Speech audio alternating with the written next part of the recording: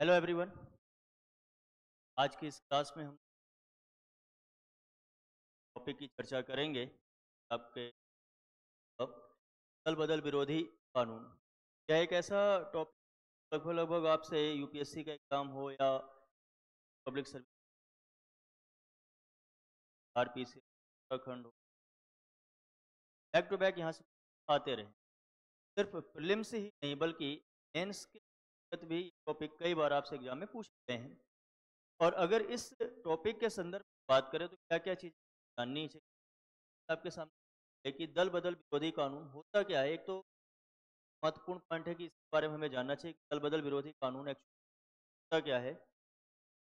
कहा जाता है कि भाई अगर कोई व्यक्ति या जो सदस्य है, निर्वाचित सदस्य, चाहे वो आपका लोकसभा के अंतर्गत या राज्यसभा के, तो अगर वो मनमाने तरीके से पार्टी की सत्ता को छोड़ता है या मनमाने तरीके हित में कोई पार्टी विरोधी गतिविधि करता है तो उसके ऊपर यह कानून अप्लाई होता है। अर्थात भारतीय लोकतंत्र में मनमाने तरीके से आप अपने सत्ता के रूप में कोई पार्टी विरोधी कार्य नहीं कर सकते। जाहिर सी बात है कि आप जनप्रतिनिधि गए होते हैं तो मर्यादा का उस विवेक को बनाए रखना क्या होता है, आवश्यक होता है। फिर इससे आगे अगर हम बढ़ें तो फिर हम ये भी देखने का प्रयास करेंगे परिस्थिति यह कानून काम करता है, अर्थात इसके ऊपर ये लागू होता है। जैसे हम कई पर लागू होता है जो निर्वाचित सांसद और विधायक हैं पर भी लागू होता है, दलीय सदस्य पर भी लागू होता है, देखने का प्रयास करेंगे। साथ ही साथ इस दल बदल विरोधी कानून के अपवाद क्या है, अपवाद के अंतर्गत का प्रयास करेंगे पर के ऊपर लागू या किन परिस्थिति में लागू नहीं होता उसके बारे में जानने का प्रयास करेंगे। साथ ही साथ इसमें हम ये भी देखेंगे कि दल बदल विरोधी कानून के अंतर्गत जो अध्यक्ष का निर्णय होता है, निर्णय के अंतर्गत क्या बात कही जाती है, क्या उसका निर्णय अंतिम होता है, और अगर निर्णय अंतिम है तो क्या उसकी हो सकती है, न्यायिक समीक्षा हो सकती है, क्या उसको न्यायालय के द्वारा जांच के दायरे में लाया जा सकता है कि नहीं लाया जा सकता है। इसी से संबंधित हम आर्टिकल्स की भी चर्चा करने का प्रयास करेंगे। बहुत ही महत्वपूर्ण आर्टिकल 122 122 में हम बात करने का प्रयास करेंगे। साथ ही साथ हम कियोतो होलोनवाद 1992 नागालैंड के संदर्भ में विवाद उठा था, इस विवाद के अंतर्गत किन किन प्रश्नों को न्यायालय के समक्ष लाया गया को भी जानने का प्रयास करेंगे। क्या निर्णय दिया सुप्रीम कोर्ट ने इसके अंतर्गत, हम जानेंगे। साथ ही साथ आगे की राह के अंतर्गत ये जानने का प्रयास करेंगे क्या सुझाव प्रस्तुत किया इस मुद्दे पर कि जब आप मेंस के आंसर राइटिंग करते हो, लास्ट में जब आप निष्कर्ष के पहलुओं को लिख रहे होते हो तो जाहिर सी बात है कहीं आप एक आगे आगे के वे फॉरवर्ड के बारे में अगर आप डिस्कस करते हो कि क्या इसमें होना चाहिए जिससे ये विवादित ना बने, तो नो डाउट आपका जो आंसर हो एक परफेक्ट देखा जा सकता है। आइए समझने का प्रयास करते हैं कि दल बदल विरोधी कानून से तात्पर्य क्या है। अगर हम तात्पर्य के संदर्भ में चर्चा करें, दल बदल विरोधी कानून होता क्या है। अगर हम एंटी लॉ की बात करें, अगर हम एंटी डिफेक्शन लॉ की बात करें,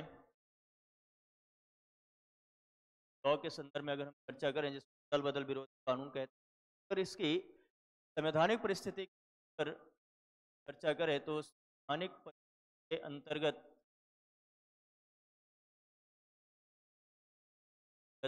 यह जो कानून है आपका के अंतर्गत आता है तो आपका 10 आता है, अंतर्गत आता है 10th शेड्यूल आएगा आपका दल बदल विरोधी कानून। तो आपको साथ ही साथ कौन सा अमेंडमेंट इस 10वीं अनुसूची संबंधित है, तो आपका 52वां संविधान 52वां संविधान अधिनियम, 52वां संविधान और क्लियर हो जाएगा आपका 1985 संबंधित है, आपका एंटी डिफेक्शन लॉ से संबंधित है। कभी कभी ऐसे प्रश्न हो उठते हैं आपके सामने एग्जाम में कि जो आपके बेसिक टेम्परामेंट को चेक करने का प्रयास करते हैं और आपसे पूछा जा सकता है कि ये जो 52वां संविधान संशोधन 1985 है, ये किसकी सरकार के दौरान लाया गया था, who was the prime minister. Then आपका आंसर हो सकता है, यहाँ पर आंसर होगा राजीव गांधी के शासनकाल के दौरान लाया गया था। राजीव गांधी शासनकाल के दौरान लाया गया था। क्लियर इतनी बात? उद्देश्य क्या था, तात्पर्य क्या था? तो उद्देश्य या तात्पर्य याद रखिएगा, भारतीय लोकतंत्र है आपका, भारतीय लोकतंत्र मनमाने तरीके से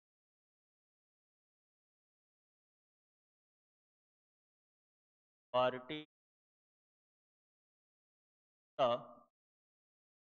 को त्याग करने, त्याग सी भाषा में आप बात को समझा सकते हैं। दल बदल विरोधी अधिनियम है, ये किस चीज से संबंधित है? तो दल बदल विरोधी अधिनियम भारतीय लोकतंत्र में मनमाने तरीके पार्टी की सत्ता को त्याग करने से रोकने से संबंधित है। तो इसके तात्पर्य से आप लोग क्लियर हो चुके होंगे। अब हम बात करते हैं कि किन किन परिस्थितियों में यह कानून कार्य करता है। तो याद रखिएगा, यह कानून जनरली 3 रूपों में काम करता है, 3 लोगों में काम करता है। एक तो पार्टी के पार्टी के पार्टी के पार्टी के सदस्य, जाहिर सी बात है, या तो विधायक हो सकता है आपका, या कोई सांसद हो। पार्टी के सदस्य मनोनीत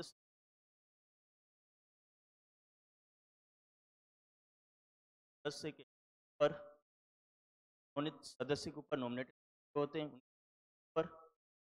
तीसरा अगर हम बात करें तो तीसरा आपका दलीय के सदस्य के दलीय सदस्य के ऊपर, इन 3 लोगों पर जनरली यह जो कानून है वो अप्लीकेबल होता है। कैसे? तो अगर पार्टी के सदस्य के ऊपर अगर हम बात करें, पार्टी के सदस्य के ऊपर एप्लीकेबल होता है, तो अगर हम पार्टी के ध्यान से देखें, कोई व्यक्ति है, या आप इसको इस अगर कोई सदस्य है तो उसके पास दोहरी सदस्य, अगर कोई सदस्य है, सदस्य के पास दोहरी सदस्यता होती है। कौन? एक सदस्यता होती है पार्टी की,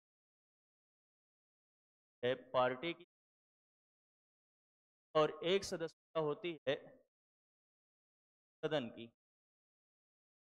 जाहिर सी बात है, अगर कोई व्यक्ति है कि सदस्यता 2 रूपों में दिखाई देती है। एक तो पार्टी की, जिस पार्टी से संबंधित होता है, दूसरा जिस मेंबर का वो सदस्य होता है, जिस हाउस का वो मेंबर होता है, अगर वो लोकसभा का है, राज्यसभा का है, विधानसभा का, विधान परिषद का है। तो अब ये जो कानून अप्लीकेबल होता है, ये 2 परिस्थिति होता है। जैसे पहला, अगर ये सदस्य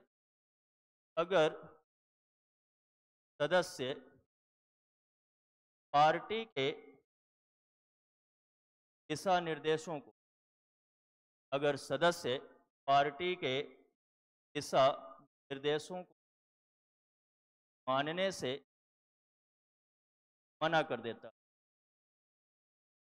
निर्देश मानने से मना कर देता है, तो इस परिस्थिति में इस दल बदल विरोधी कानून के अंतर्गत इसकी जो सदस्यता है वो समाप्त हो सकती है। पहला केस आपको याद रखना होगा कि अगर सदस्य पार्टी के दिशा निर्देशों को मानने से मना कर देता। बात यही आती है कि पार्टी के दिशा निर्देश कहां पर?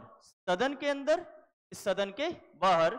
याद रखिएगा, जो विप के निर्देश हैं, तो विप या जिसको आप क्या कहते हो हिंदी में सचेतक, तो सचेतक के जो निर्देश होते हैं, दिशा निर्देश होते हैं पार्टी से संबंधित, तो विप के जो निर्देश होते हैं, दिशा निर्देश होते हैं, वो सदन के अंदर अप्लाई होते हैं। कहां पर?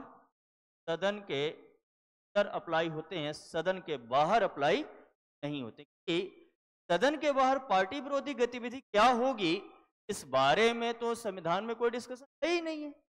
लेकिन 52वें संविधान संशोधन के अंतर्गत जो आपका दल बदल विरोधी कानून लाया गया है, उसमें इस बात का जिक्र है कि अगर कोई सदस्य पार्टी के दिशा निर्देशों को मानने से मना कर देता है, अर्थात सदन के अंदर जो कार्रवाई है उस कार्यवाही में अगर वो पार्टी विरोधी गतिविधि करता है तो डेफिनेटली सचेतक के अनुरोध पर, प्रतिवेदन पर अध्यक्ष के द्वारा इसके ऊपर दल बदल विरोधी अधिनियम के अंतर्गत कार्यवाही की जा सकती है। पहला केस क्लियर हो गया कि अगर सदस्य पार्टी के दिशा निर्देशों को मानने से मना कर देता है, और ये दिशा निर्देश जाहिर सी बात है सदन के अंदर कौन जारी करता है, व्हिप जारी करता है, सचेतक जारी करता है, जो हर अपनी पार्टी का अलग अलग होता है, हर अपनी पार्टी का अलग अलग होता है। इसकी संविधान में कहीं चर्चा नहीं की गई। तो याद रखिएगा, कभी आपसे क्वेश्चन पूछ सकता है क्या जो व्हिप है या जो सचेतक है, चर्चा संविधान के किसी आर्टिकल या किसी प्रावधान में की गई, तो कहीं भी इसकी चर्चा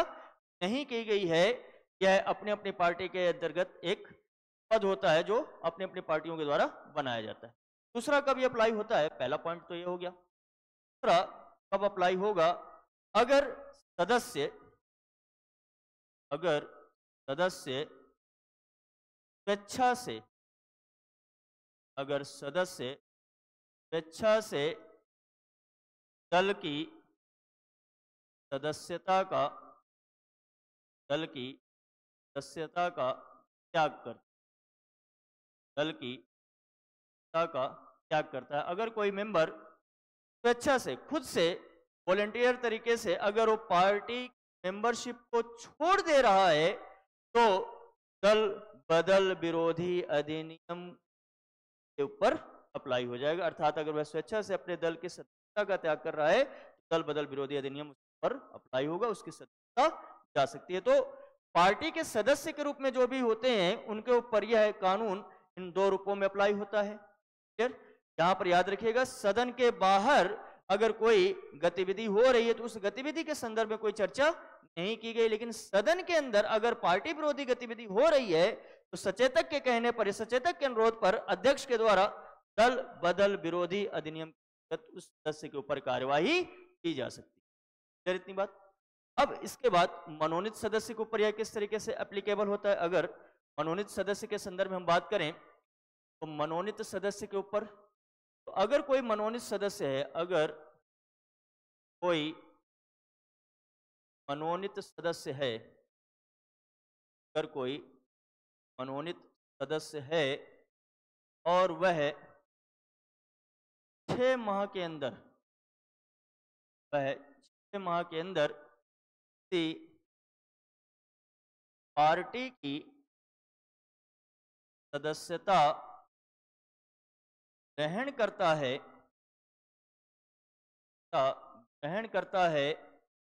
तो 6 माह के अंदर, 6 माह के बाद नहीं, 6 माह के अंदर अगर वह पार्टी की सदस्यता ग्रहण करता है तो यह जो आपका एंटी डिफेक्शन लॉ है यह लागू नहीं होगा, यह लागू नहीं होगा। लेकिन महत्वपूर्ण क्या कि अगर 6 माह के पश्चात, अगर 6 माह के पश्चात, अगर 6 माह के पश्चात के द्वारा, 6 माह के पश्चात उसके द्वारा किसी पार्टी सदस्यता ग्रहण की जाती है, ग्रहण की जाती है तो सदन की सदन की है क्या हो जाएगी, समाप्त हो जाएगी। तो अनिवार्य रूप में इस बात को याद रखिएगा कि अगर 6 माह के अंदर कोई भी मनोनीत सदस्य किसी पार्टी की मेंबरशिप को ज्वाइन कर लेता है तो वह सदन का सदस्य बना रहेगा। लेकिन अगर 6 माह के पश्चात अगर वो किसी पार्टी के मेंबरशिप को ज्वाइन करता है तो उसकी सदन से सदस्यता समाप्त हो सकती है। आपके मन में प्रश्न आएगा कि क्यों ऐसा हो सकता है।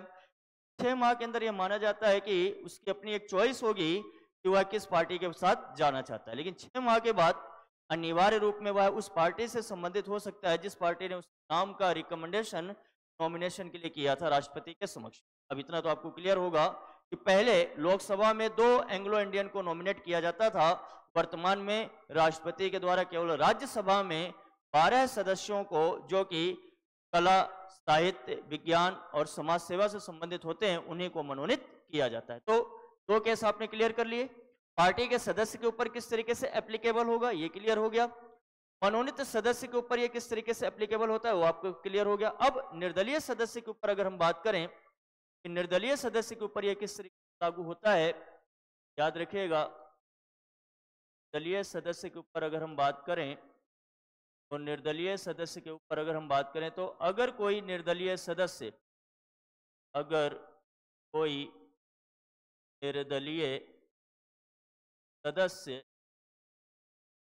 पार्टी की सदस्यता ग्रहण करता है, पार्टी का ग्रहण करता है, पार्टी की सदस्यता ग्रहण करता है तो सदन की सदस्यता समाप्त हो जाएगी, सदन की सदस्यता समाप्त हो जाएगी। याद रखिएगा इस बात को, बहुत ही महत्वपूर्ण पॉइंट है कि अगर कोई निर्दलीय डिपेंडेंट कैंडिडेट है, अगर वो चुनाव जीतकर सदन में पहुंच रहा है और सदन में पहुंचने के पश्चात उसके द्वारा किसी पार्टी की मेंबरशिप को ज्वाइन किया जाता है, सदस्यता को हासिल किया जाता है, तो सदन की सदस्यता उसकी समाप्त हो जाएगी दल बदल विरोधी अधिनियम के अंतर्गत। इतनी बात। लेकिन एक बात याद रखिएगा कि अगर कोई निर्दलीय सदस्य बिना पार्टी की सदस्यता हासिल किए मंत्री बनता है तो उस सदस्यता समाप्त नहीं होगी। बहुत ही महत्वपूर्ण पॉइंट भाई। अगर कोई निर्दलीय विधायक है तो निर्दलीय विधायक या निर्दलीय सांसद वह किसी भी पार्टी के साथ कोलैबोरेट करते हुए मंत्री पद धारण कर सकता है, लेकिन मेंबरशिप ना हासिल करे। अगर उस पार्टी के मेंबरशिप सदस्यता हासिल कर लेगा तो अनिवार्य रूप में यह दल बदल विरोधी कानून उसके ऊपर एप्लीकेबल होगा और उसके तहत उसकी सदस्यता समाप्त हो जाएगी। तो यह किन किन के ऊपर लागू होता है आपने क्लियर कर लिया। एक तो पार्टी के सदस्य के ऊपर किस रूप में, मनोनीत सदस्य के ऊपर किस रूप में, और निर्दलीय सदस्य के ऊपर किस रूप में।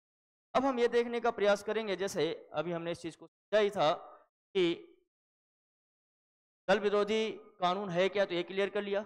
किन परिस्थितियों में कानून काम करता है ये क्लियर हो गया। अब इसके अपवाद थोड़ा सा समझने का हम प्रयास करते हैं। किन किन परिस्थितियों में यह कानून काम नहीं करता है, क्या इसके अपवाद हैं, या के ऊपर लागू नहीं होता है। तो इस संदर्भ में अगर हम ध्यान से देखें तो पहला अध्यक्ष के ऊपर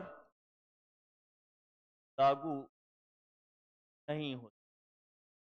यार इतनी बात, अध्यक्ष के ऊपर लागू नहीं होगा। यह जो कानून है यह कानून अध्यक्ष के ऊपर लागू नहीं होगा। क्यों?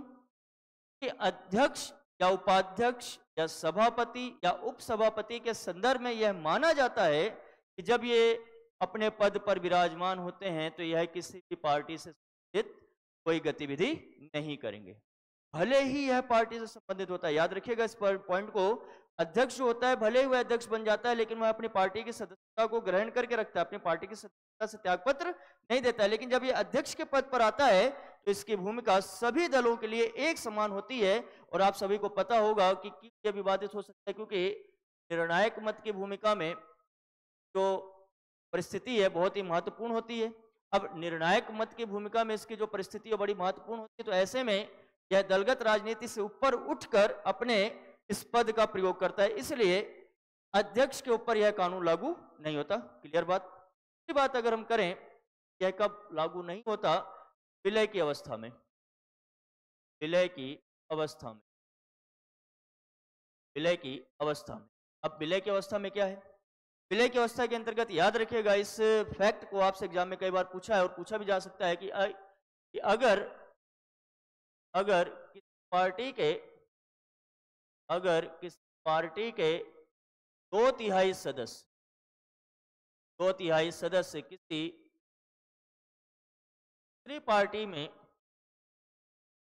दूसरी पार्टी में विलय कर लेते हैं, विलय कर लेते हैं, तो यह कानून लागू नहीं हो। क्लियर इतनी बात? कितने मेंबर?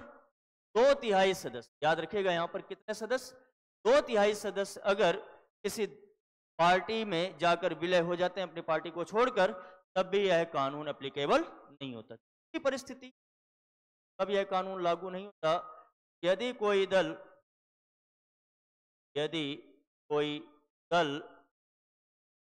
सदस्य को पार्टी से निष्कासित कर दे। कहां से निष्कासित कर? पार्टी से निष्कासित कर दे।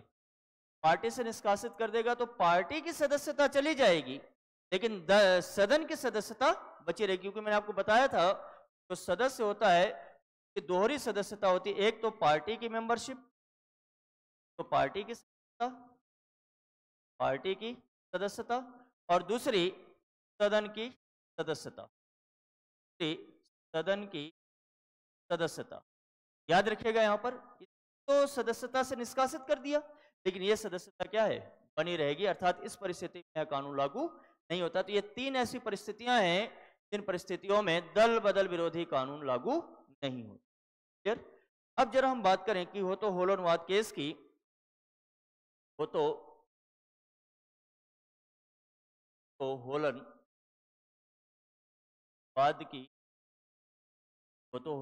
की जो कि आया था आपका कब? 1990। तो होलोनवाद की तो आपका आया था 1990। अब इस होलोनवाद में क्या क्या विषय उठाए गए थे? सबसे पहला, अब इसमें कहा जाता है कि दल बदल विरोधी अधिनियम अगर पार्टी की दिशा निर्देशों के विरोध आप जाते हो तो एप्लीकेबल हो जाएगा।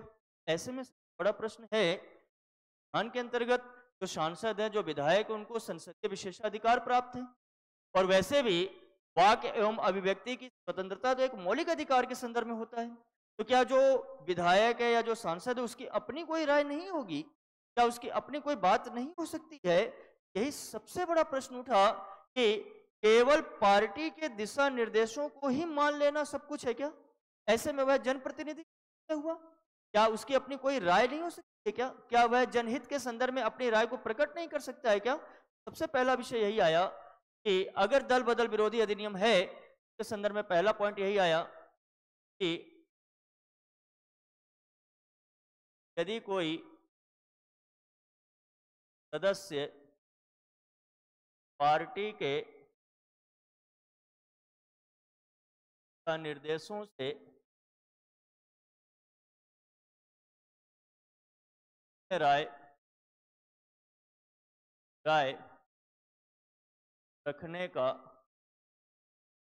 प्रयास करे तो यह कैसे राय रखने का प्रयास करे तो यह कैसे मान लिया जाए कि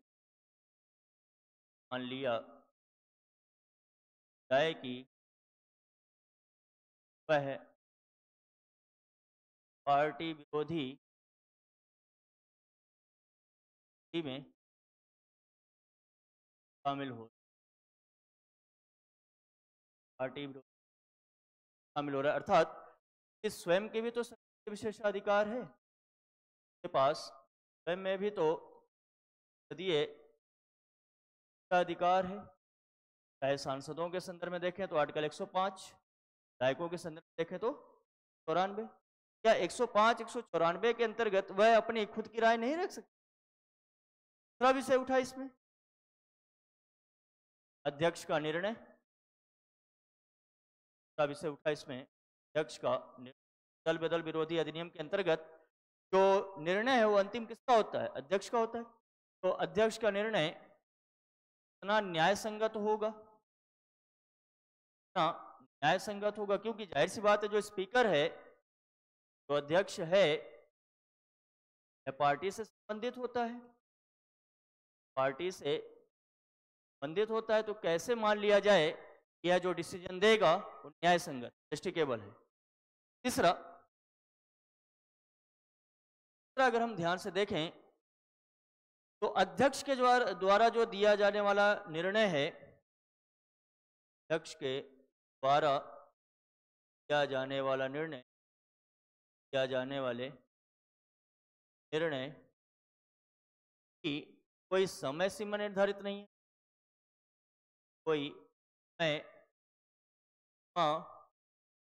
निर्धारित स्थान में ये बताया ही नहीं गया है टाइम में जो स्पीकर है वह अपने डिसीजन को जारी करेगा। ऐसे में अगर उसके सामने कोई मुद्दा आता है और अपना डिसीजन जारी नहीं करता, 2 साल 3 साल 4 साल 5 साल बाद तो सरकारी चली जा रही है, ये कैसे जस्टिकेबल हो जाएगा इतना? क्लियर? ये 3 प्रमुख विवाद उठे थे कि हो तो होलोन वाद में। अब इस पर सुप्रीम कोर्ट ने डिसीजन क्या सुनाया? तो निर्णय की अगर हम बात करें तो निर्णय के अंतर्गत सुप्रीम कोर्ट ने क्या क्या अपने पहलू रखे। तो सबसे पहला पहलू उन्होंने कहा कि जो अध्यक्ष का निर्णय होगा, अध्यक्ष का जो निर्णय होगा वह निर्णय अंतिम माना जाएगा, अंतिम माना जाएगा, अंतिम माना जाएगा। भाई अध्यक्ष ही इस मामले में सही तरीके से काम कर सकते हैं, क्योंकि जाहिर सी बात है सदन के अंदर अगर संविधान के प्रावधानों का अंतिम व्याख्या करता हम पूछें, सदन के अंदर, होलिस्टिक रूप में बात नहीं कर रहे हैं, सदन के अंदर बात करें, तो सदन के अंदर संविधान का अंतिम व्याख्या कौन हो जाएगा? व्याख्या करता अध्यक्ष ही होगा, तो अध्यक्ष का निर्णय अंतिम माना जाएगा। लेकिन एक बड़ी महत्वपूर्ण, बड़ी इंटरेस्टिंग बात कही सुप्रीम कोर्ट ने कि अध्यक्ष का निर्णय तो अंतिम होगा, लेकिन अध्यक्ष के निर्णय की न्यायिक समीक्षा, न्यायिक समीक्षा की जा सकती,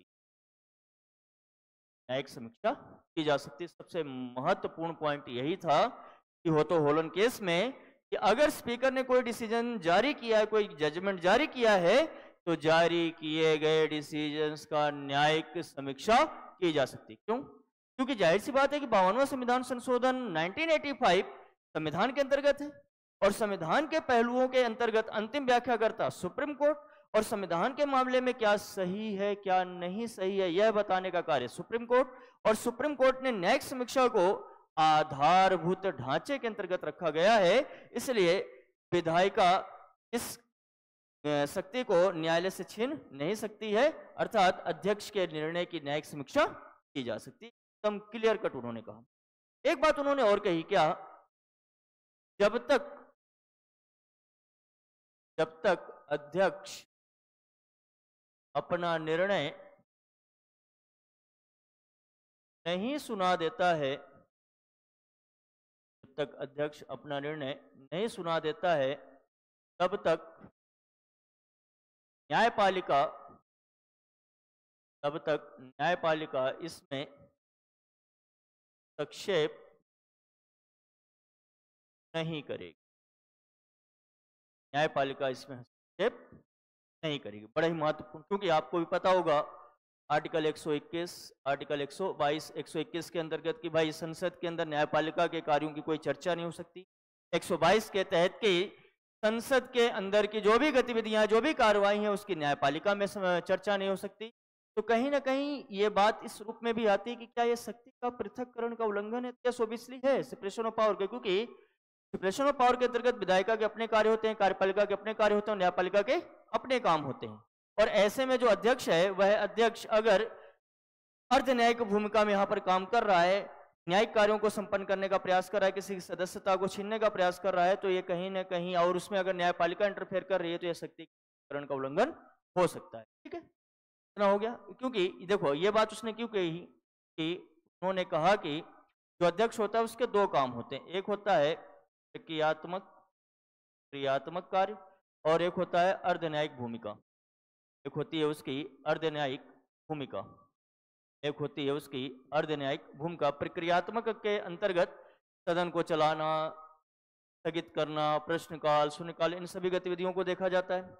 अर्धन्यायिक के अंतर्गत वह दल बदल विरोधी अधिनियम के अंतर्गत कार्य कर रहा होता है, तो अर्धन्यायिक रूप में कार्य करता है। ठीक, एक और इसमें बिंदु आया, चौथा, यह जो कानून है, इस कानून को अवैध माना जाए, तो उन्होंने कहा कि नहीं, कानून को अवैध नहीं माना जा सकता, क्योंकि इस कानून के अंतर्गत कहीं ना कहीं लोकतंत्र की जो महानता है उसको जीवित रखने का प्रयास किया जाता है, क्योंकि भाई जाहिर सी बात है कि बेमन से मतलब मनमाने तरीके से आप पार्टी की सदस्यता का त्याग नहीं कर सकते हो। तो नैतिक नियम भी होते हैं सांसदों और विधायकों के, और इन नैतिक नियमों को बनाए रखने के लिए यह जो कानून है, यह कानून क्या है, वैलिड है, यह कानून एक सुपीरियर हो है अपने आप में, यह कानून एक अच्छा कानून है, इसलिए उन्होंने कहा कि इसको हम अवैध नहीं डिक्लेयर कर सकते। यह प्रमुख निर्णय था क्योटो होलोन के अंतर्गत।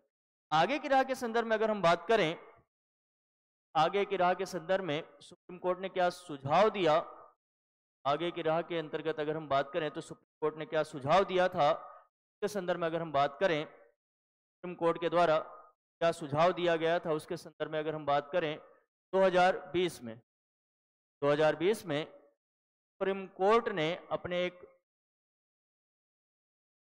फैसले में इस बात का जिक्र किया कि क्यों ना दल बदल विरोधी अधिनियम के अंतर्गत अध्यक्ष की भूमिका के स्थान पर हम एक न्यायाधिकरण की स्थापना कर दें, एक ट्रिब्यूनल बना दें, एक अधिकरण बना दें। न्यायाधिकरण कहना सही नहीं होगा, अधिकरण कहना सही होगा। क्यों ना हम एक अधिकरण की स्थापना कर दें, अधिकरण की स्थापना कर दें, और इस अधिकरण के अंतर्गत सेवानिवृत्त